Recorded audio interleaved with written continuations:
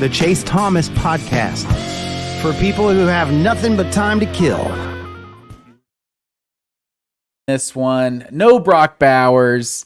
That's a big time storyline. Obviously, I think most Georgia fans wouldn't be so nervous if maybe the best player in college football was joining him down there. This is the first game that I've gone. I do. I have got it already. I'm ready to go, man.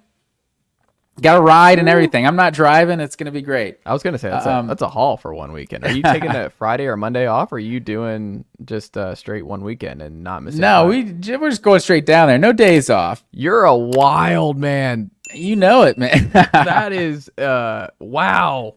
Zero chance I'm doing something like that at our age, but I respect it. Hey, it's the cocktail party, man. You wouldn't understand. Tennessee fans, they don't go hard enough. They wouldn't understand.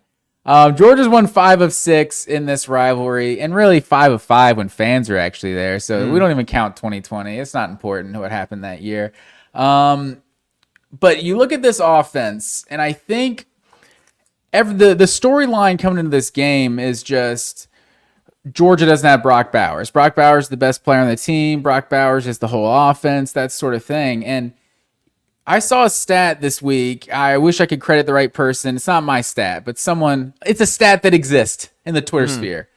If you take Brock Bowers' production out of Georgia's offense, his 595 total yards, Georgia's got the number 22 offense in the country, without Brock Bowers. And obviously somebody's going to get those stats, maybe not the exact same as Bowers, but that's just completely taking them out in general. So, and then Georgia scored 33 touchdowns this season. Brock Bowers has scored 5 of those. That's 16% of the total yards, 15% of the touchdowns on the season.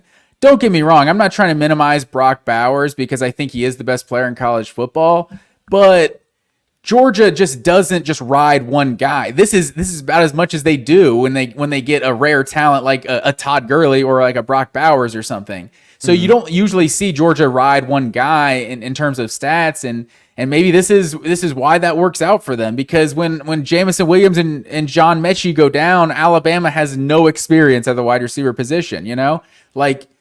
Georgia, we've talked about multiple times the amount of games that Georgia's gotten multiple double-digit receivers with catches in games. So as good as Brock Bowers is, I think this offense is still a lot more than just Bowers. And it's not like Oscar Delp or Lawson Lucky are going to now be getting the play calls that Brock Bowers was getting. It's going to be a completely different look.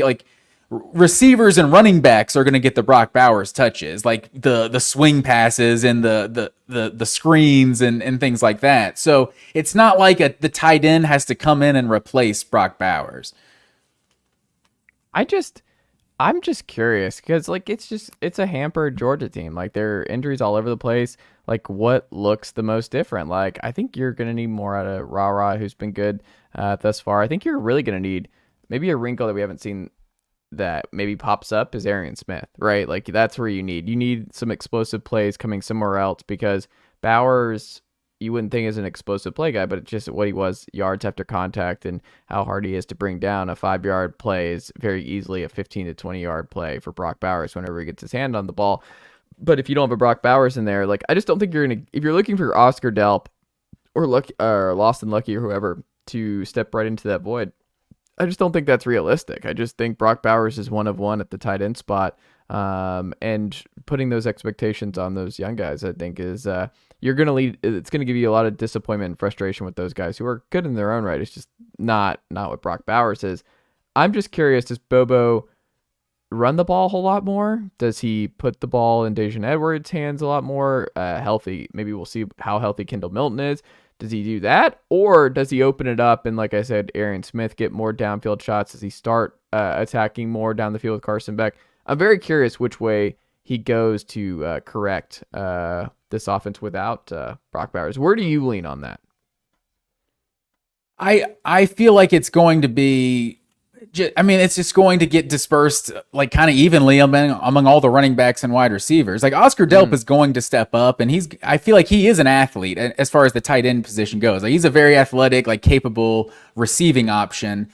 you're obviously going to lose something as a blocker with those two guys instead of Brock Bowers. So obviously that's going to affect the run game. But Amarius Mims is supposed to be back for this game. Like, that's a potential first-round pick at right tackle that has missed at least the last 4 or 5 games, I think. So that's going to be big. I think for the most part, Georgia is getting healthy because Ladd McConkey really hasn't been a big part of this team so far with the injury issues he's had. And it's like, that's the leading wide receiver from a year ago alongside Bowers. Like, this guy's got the big play potential, got the run after catch potential. So I think if anyone's going to just straight up replace Bowers' production, like, McConkey is probably the best candidate for that. But Kendall Milton, yeah, he might be healthy now. Hopefully he stays healthy. He's looked good at times when he's healthy, but man, the guy just keeps having these little nagging injuries. Dejon Edwards is obviously going to need to be the guy carrying the ball, but Carson Beck, I think for the most part, I think Georgia's going to be a pass-first offense still without Bowers. I think Carson Beck can be that guy. Like, as good as Florida's defense, I think, has been this year, like, they have not gotten after that. Like, they're the only team in the SEC that has less sacks than Georgia. So I think and Georgia, I think, might lead the SEC in terms of sacks allowed. I think Beck's only been sacked 5 times this year. So you just look at the way some of these teams have run the ball on Florida this year. Like Kentucky just absolutely ran all over Florida, and it's hard to see. It's hard to see Florida keeping Georgia's running game kind of in check. Like, it's hard to see them just slowing down this offense very much, to be honest. Yeah, and I wonder what kind of game this is going to be. If it's going to be high scoring, do we see that? Like, what kind of game does Florida want? Like, what's the best kind of way to stay in it with the Dogs here? I mean, Georgia has the number 1 rush defense in the SEC right now. Of course, not in yards per carry. But both Florida and Georgia. Great callback. Yeah, there you go. Both Georgia and Florida have the top pass defenses in the SEC coming into this game. I think what might be the difference here, because I think any Georgia fan that's expecting a blowout is going to be mistaken. I think you saw in the Auburn game that was a road game. And I think this is not a road game, but it's close. Like, this is a 50-50 type deal. So this will, I think, feel like a road game. I forgot who it was. Maybe it was Kirby this week who said, like, when Georgia has the ball, it feels like a Georgia home game. And then when Florida has the ball, it feels like a Florida home game. I think that was Kirby. Or reversed. When Georgia has the ball, it feels like a Florida home game. Excuse me. Yeah. But I think what might end up being the difference here is Graham Mertz and this Florida offense has been bad on third down. They're one of the worst third down conversion teams in the SEC. And I think to beat this Georgia team, you're going to have to be good on third down. You're going to have to keep this defense on the field. You're going to have to keep the Georgia offense off the field so that they can't get in a rhythm without Brock. I just don't think Florida is going to be able to do that. So I think they're going to run into the same problems just a little bit, maybe a little bit better than what Auburn had a few weeks back, because I think they're both pretty limited, but they also have a lot of talent on both sides of the ball. And I think that defense is going to keep Georgia in check for most of the game. So for me, with all that being said, I think Georgia gets a win here, but I do think Florida covers. I think this is going to be a close game, even late. So give me Georgia 30, Florida 23. See, I feel like there's this narrative out there that this Georgia defense isn't that good this year. Like, because I think they're kind of falling victim to what Alabama experienced so much, that they're getting compared to past Georgia teams. And they don't have to be as good as 2021 Georgia, 2022 Georgia to be the best team in the country. And you look at right now, like you said, number 1 pass defense in the SEC, number 9 in the country, number 1 run defense in the SEC, number 11 in the country, number 1 in total defense in the SEC, number 6 in the country. Like, this is still the best defense in the SEC so far. So I think for Florida to win this game, it's got to be pounding the rock and like just playing keep away, like owning the time of possession, like being able to go on like 14, 15 play drives, that sort of thing. And with how bad they've been on third down, like you said, like it's hard to see them running the ball like consistently successfully on Georgia. And I think that's what you have to do. You have to be getting those third and shorts to consistently convert on third down. And I think on the other side, I want to say Georgia's the best in the SEC, maybe the best in the country on third down defense. So that doesn't bode well for him.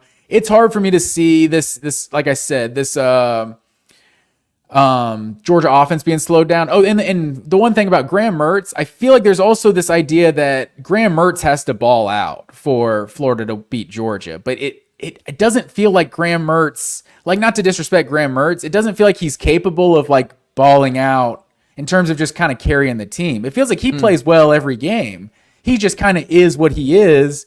He's giving a solid production out of the quarterback position, but he's not going to like elevate a team that has no business beating the opponent. You know what I'm saying? Like, what he did against South Carolina last week was a great performance and a great comeback. But it's like Florida's got to have everything else going in order to beat Georgia. It's not going to be like Graham Mertz, I feel like, could have his game where he goes 24 of 32 for 280 yards, a touchdown and a pick, and like Florida lose by 3 touchdowns, because I think he's just like a consistent quarterback. I think Florida's got to be able to run the ball if they're going to win this game. And like you said, this is the number 1 run defense in the SEC. I don't think I see it. I think Georgia still has some success in this one. I'm going to say Georgia does cover the spread in a contested game. Like, I'm going to say 34-17. Maybe it's even a 1-score game going into the fourth quarter. But I think ultimately Georgia's got too much, I think, for this Florida team to make it too close. All right, Matt Green, where are we going next? All right, let's go up to Rocky Top. Not to Rocky Top. We're going up to Kroger Field, sir. Lexington, Kentucky. The Tennessee Volunteers come in.